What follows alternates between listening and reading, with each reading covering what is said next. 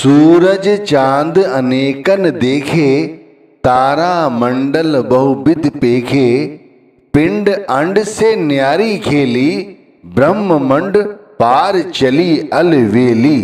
अब ये दो लाइनें अपने आप में बहुत बड़ा रहस्य रखती हैं, क्योंकि यहाँ पर एक सूरज की बात नहीं की जा रही है, अनेक सूरज, अनेक चांद और तारा मंडलों की बात की जा रही है। ये सब कुछ देखने के लिए कहा गया है ना कि ब्रह्ममंड पार चली अलबेली। जब हमारी सूरत ब्रह्मंड से आगे जाएगी तब ये सब कुछ देख पाएगी। इसके लिए जरूरी है कि हमारे दसम द्वार का पर्दा खुले। जब तक वो पर्दा नहीं खुलेगा तब तक हमें ये सब कुछ दिखाई नहीं देगा।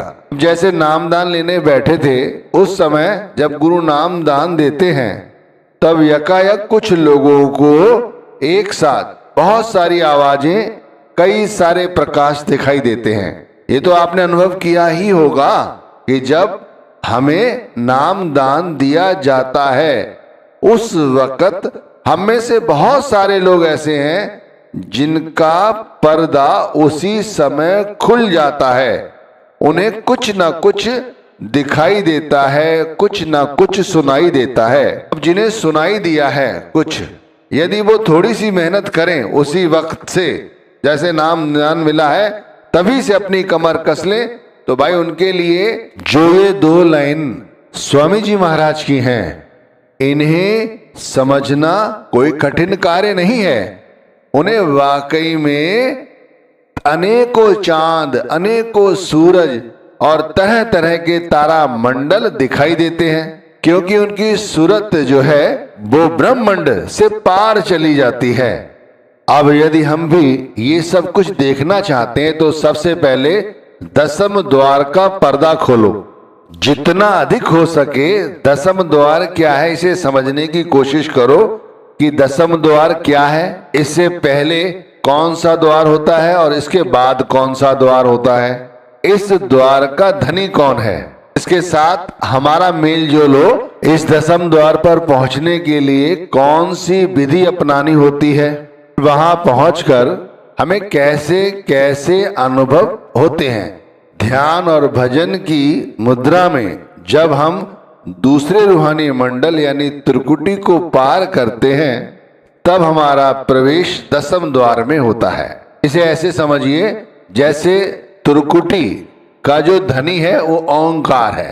अब ओंकार की धुन सुनने के परांत हमारी सूरत आगे की ओर बढ़ती है, तब वह तीसरे मंडल पर पहुंचती है। इसी मंडल को दसम द्वार कहते हैं। और इस मंडल का धनी कौन है? रारणकार।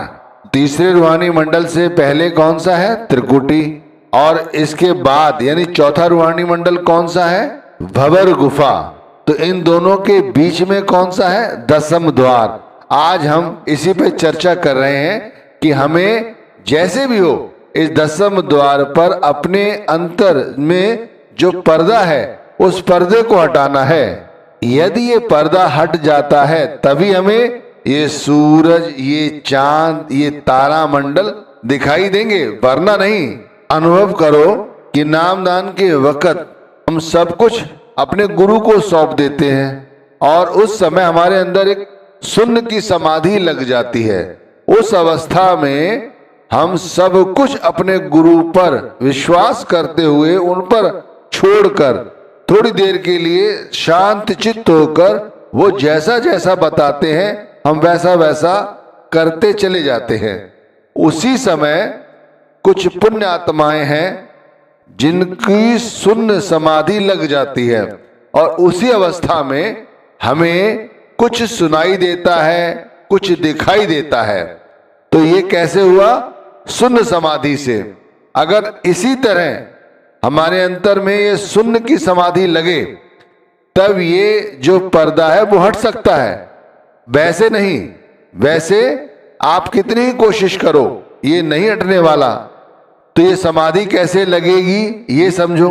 यही वो विधि है जिससे दसम द्वार का पर्दा हटता है। इसके लिए हमें पूरा पक्का इरादा करके जैसे जैसे गुरु ने बताया है वैसे करते चला जाना है।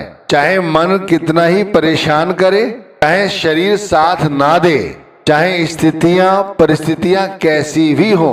लेकिन भाई सच्चा बहादुर वो है जो दसम द्वार के पर्दे को खोल ही लेता है। आ गया है कबीर साहब ने, सूरा सो पहचानिए जो लड़े दीन के हेत, पुरजा पुरजा कट मरे कबहू न छाड़े खेत। ये वो लोग सच्चे भक्त हैं जो भाई दिन हो चाहे रात, चाहे कैसी भी स्थिति हो परिस्थिति हो, चाहे उनका मन उनके साथ कैसा ही व्यवहार करे, चाहे शरीर में ताकत भी ना हो, लेकिन वो अपना काम जो है वो करके ही रहते हैं। उन्हें दीन दुनिया की खबर नहीं, क्या चल रहा है, बेकार में बातों में उलझे हुए हैं। उनका एक ही लक्ष्य है, परमात्मा भक्ति, परमात्मा तक पहुंचना, परमात्मा का अनुभव ही भक्ति है। समझिए, जो बताया गया है, समझाया जा रहा है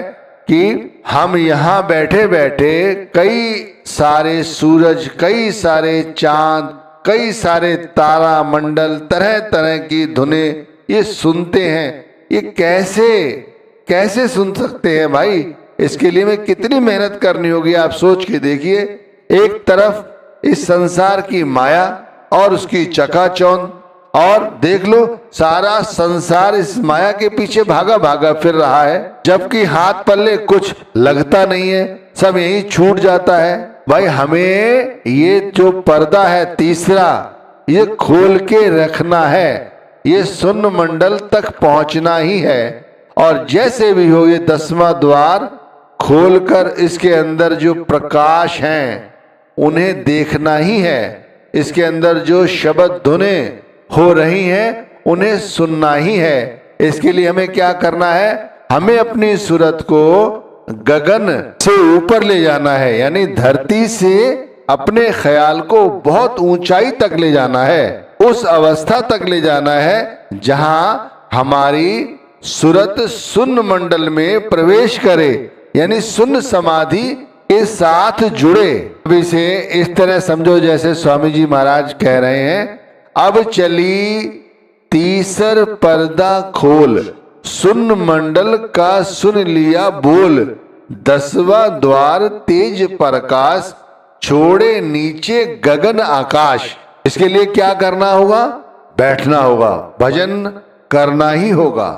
भजन में अपने आप को समाधि में उतारना होगा, एक ऐसी समाधि जिसमें केवल और केवल गुरु का शब्द है, वो भी निरूप, कोई रूप नहीं है, कोई रंग नहीं है।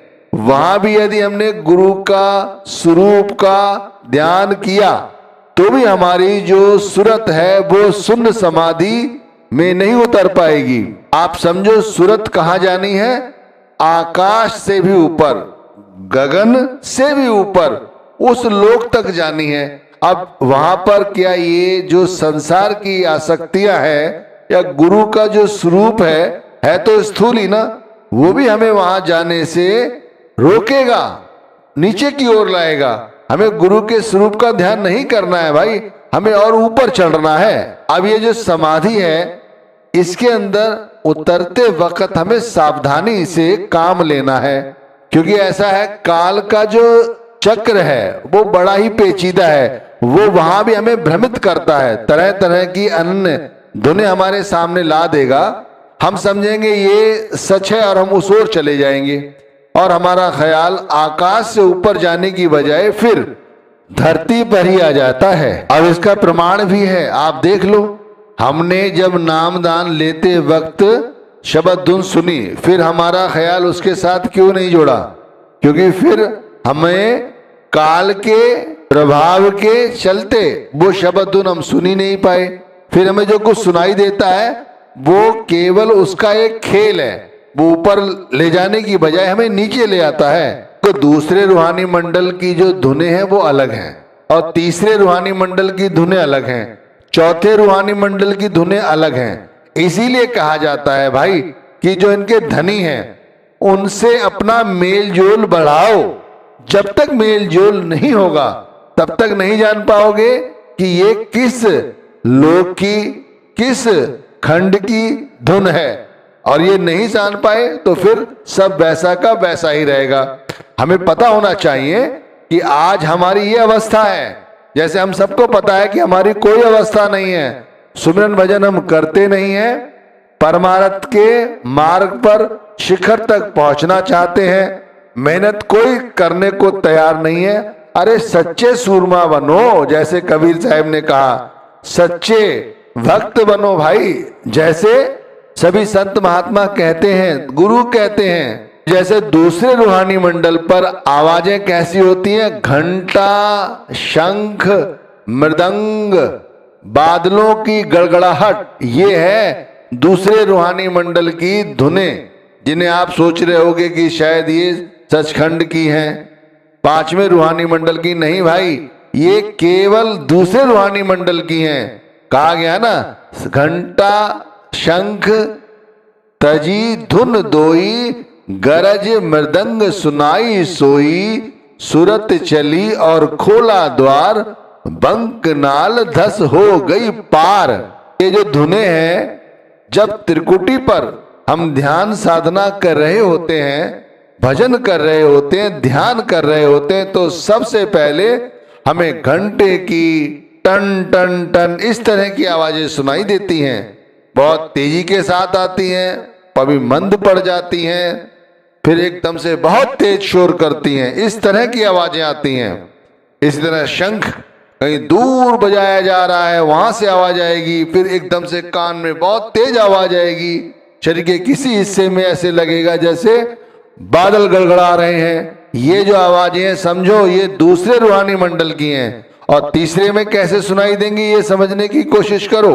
यहाँ पर जो कुछ होगा वो बड़ा सहज होगा, सरल होगा। जैसे हवाएं चल रही हैं, पता चलता है? नहीं चलता है ना। श्वास लिए जा रहे हो, हम छोड़ रहे हैं, पता चल रहा है? नहीं। यहाँ की धुनें इस तरह की हैं, बड़ी मंद, बड़ी साधारण, सरल, एक साथ बह रही हवाओं की तरह है। यहाँ पर जो बाध की आवाजें सुनाई देंगी, ऐसे लगे किंगरी बज रही है, सारंगी बजाई जा रही है, कोई मधुर बीड़ा बजाई जा रही है, कोई ऐसा अलौकिक संगीत आ रहा है। लेकिन यहाँ पर गड़गड़ाहट, बहुत तेज शोर नहीं होगा, बड़ा मंद मंद, धीरा धीरा, ऐसे समझो जैसे सुमिरन कर रहे होते हैं और ध्यान गुरु के स्वरूप के साथ जुड़ा होता है। तो ध्यान गुरु के स्वरूप का करते हुए मन हर्षित होता है। भाव जब पूर्ण हो जाते हैं तो हमारी आंखों से आंसू बहते हैं और हम बैठे रहते हैं, आंसू बहते रहते हैं, प्रेम की धारा बहती रहती है और गुरु संग प्रीति रहती है, नाम का अभ्यास करते रहते हैं। और आप बैठे रहो, कितनी देर बैठे रहो, ना शरीर का दर्द पता चलता है, ना समय का पता चलता है। इसी तरह जब भजन करते हैं और तीसरे रूहानी मंडल पर पहुंच जाते हैं और हमारा पर्दा खुल जाता है, तब हमें यहाँ जो शब्द धुन सुनाई देती है वो बिल्कुल निरंतर होने वाली धुनें हैं। अगर कोई आवाज आई, किंगरी की आई, तो वो लगातार चलती रहेगी, चलती रहेगी, चलती रहेगी। उसे सुनते रहो, उसके साथ जुड़े रहो। फिर धीरे धीरे यदि वो दूसरी आती है, कोई सारंगी की आवाज आती है, वीणा की आवाज आती है, तब भी ऐसी ही आएगी। इस तरह हमें इसका जो ध्वनि है, रारणकार, रारणकार एक धुन है, इसके साथ अपना मेल जोल बढ़ाना है। नाम जपते हो ना, क्यों नाम जपाया जाता है, सोचने की कोशिश करो। नाम इसलिए जपाया जा रहा है जिससे हमारा उस ध्वनि से परिचय हो जाए। 5 पवित्र नामों का ज्ञान हर गुरु नहीं जानता, केवल वक़्त के पूरे गुरु ही जानते हैं। इसीलिए हमें ये शब्द धुन सुनना जरूरी है। इसीलिए ये जो झुनकारे हैं, ये जो रुनझुन की आवाजें हैं, इन्हें हमें बहुत ही बारीकी के साथ सुननी है और अपना ध्यान इनके साथ जोड़ के रखना है। ऐसे भी समझो, स्वामी जी महाराज ने एक जगह इशारा भी किया है, झनकारे अद्भुत कहाँ वर्णू, सुन सुन धुन मन में अति हर्षू। अब भाई इस तरह की हमारी अवस्था हो तब हमारा काम बने। इसलिए हमें ये 10वें द्वार का पर्दा खोलना अति आवश्यक है।